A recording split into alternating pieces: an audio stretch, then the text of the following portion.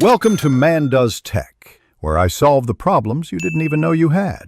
You start by signing into your Google account and opening Google Drive. Once there, find the exact file or folder you want to share. This matters because permissions apply at that item level. Right-click the item and choose Get Link. This is the first actionable step. Make sure to check the current sharing status because default is restricted.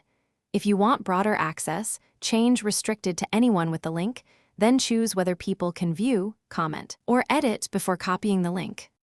Once done with the initial Get Link, you must set precise permissions so access matches your intent. Click the drop-down that reads Restricted and switch to anyone with the link if public access is needed.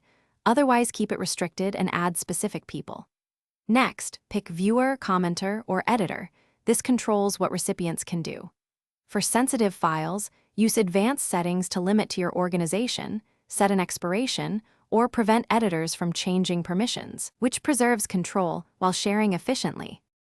Now you finish by copying the generated link and pasting it where recipients will access it, email, chat, or a document. Make sure to test the link in an incognito window or a secondary account so you see what others will see. That prevents surprises. If someone reports they can't open it, first confirm you pasted the right link, then reopen sharing settings to ensure permission type and specific addresses are correct. If problems persist, remove and re-add the person, or change to anyone with the link temporarily. Thanks for watching. If you found this helpful, don't forget to like and subscribe.